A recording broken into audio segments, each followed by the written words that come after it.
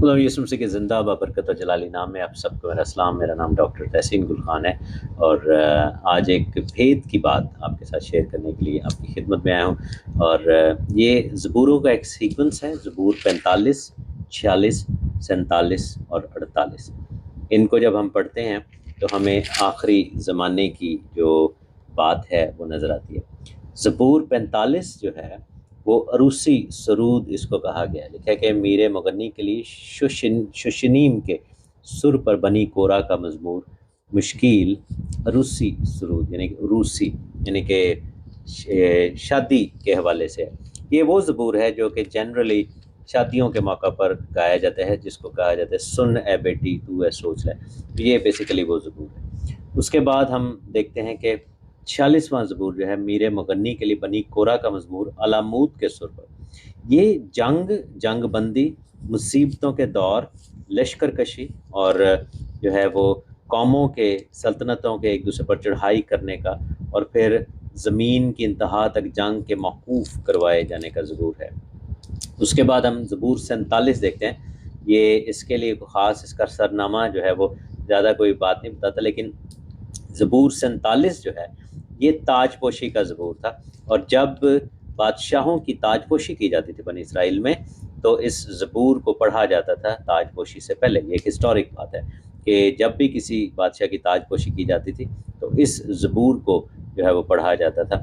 داؤد بادشاہ کی جب تاج پوشی کی گئی تو اس زبور کو پڑھا گیا۔ اور اس کے بعد ہم دیکھتے ہیں کہ زبور 48 جو ہے یہ خداوند کے شہر، کوہ مقدس اور خداوند کے لوگوں کا خداوند کے گھر میں آنا اور رہائش کرنے کا زبور ہے۔ تو اس میں ہم دیکھتے ہیں کہ کوہ سیون کی شادمانی، یہودا کی بیٹیوں کا تیری ہیکل دے وچ کیتا تیری رحمت تے دھیان، یہ زبور ہے۔ اور جو زبور 46 ہے وہ ہم گاتے ہیں کہ رب ساڈا زور ہے تے نالے ساڈی ہے بنا۔ اب جب ان کو ہم سیکوینس میں پڑھتے ہیں، یہ خدا کا کلام سیکوینس میں لکھا گیا، تو جو زبور 45 ہے یہ کلیسیا کی تیاری کا وقت ہے، جس میں کلیسیا کو تیار کیا گیا، اس کو خوبصورتی سے سجایا گیا، پاکرو کو دیا گیا، اور پھر کلیسیا کے جو ہے ریپچر کا زبور ہے، کیونکہ اس میں لکھا گیا ہے کہ وہ شہزادی جو ہے، جو کلیسیا ہے، جو دلہن ہے، اس کو تیار کر کے دلہے کے پاس پہنچایا گیا، بادشاہ کے پاس جو ہے وہ لکھا ہے کہ وہ خوشی اور خرمی سے اس کو لے کر آئیں گے دلہن کو، اور بادشاہ کے محل میں داخل ہو جائیں گے۔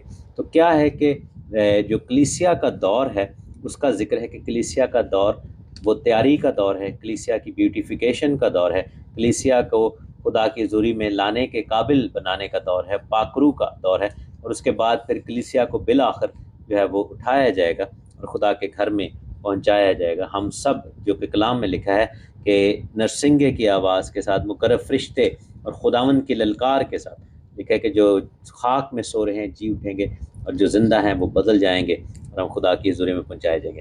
اور پھر زمین پر ایک جنگ و جدل ہو رہی ہوگی، مصیبت کا دور ہوگا، مخالف مسیح کا دور ہوگا، اور خداوند ہماری پناہ اور قوت ہے، مددگار ہے، اور اس دور کے اندر جو ہے ہم دیکھتے ہیں کہ خداوند اپنے لوگوں کی اس دور سے حفاظت کرے گا، اور خداوند اس جیسے کلام میں لکھا ہے کہ چونکہ تو نے میرے صبر کے کلام پر عمل کیا ہے، اس آنے والی مصیبت میں تجھے بچاؤں گا، چھڑاؤں گا اور حفاظت کروں گا۔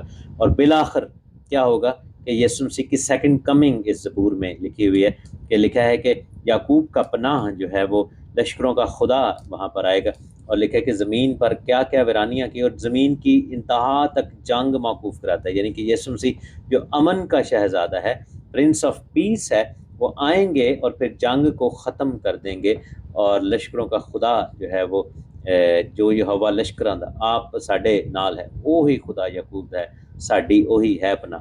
ہم دیکھتے ہیں کہ یسوع مسیح کا جو ہے وہ آمد ثانی ہوگی۔ اور اس کے بعد 47واں زبور سب لوگ کو مانگے مارو ہن رل مل کرو خوشی۔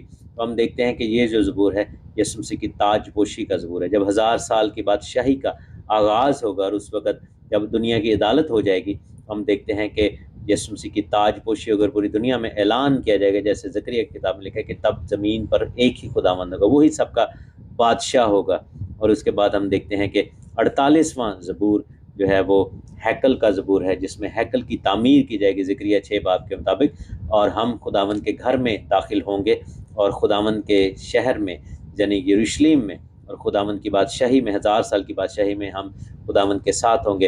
اور لکھا ہے کہ یہودا کی بیٹیاں خوشی مناتی ہیں، کوہ سیون پر لوگ ہوں گے اور سیون کے گرد پھریں گے، اس کا طواف کریں گے، اس کے برجوں کو گنیں گے، اس کی شہر پناہ اور اس کے اندر کے محلوں کو دیکھیں گے، کیونکہ خداوند ہمیں اپنے گھر میں شامل کرے گا۔ تو جب ہم ان زبوروں کے سیکوینسز کو دیکھتے ہیں تو ہمیں پھر سمجھ آتی ہے کہ خداوند کا کلام ہمیں یہ سکھا رہا ہے کہ کلیسیا کی تیاری، کلیسیا کا اٹھایا جانا، مصیبتوں کے دور کا ذکر اور زمین پر مخالف مسیح کے دور کا ذکر، خداوند کی دوسری آمد اور جنگ کا خاتمہ، بادشاہی کا شروع، مسیح کی بادشاہی کا اعلان اور تاج پوشی، اور پھر خداوند کی 1000 سال کی بادشاہی کا آغاز، یہ سب کچھ ان سیکوینسز میں ہے۔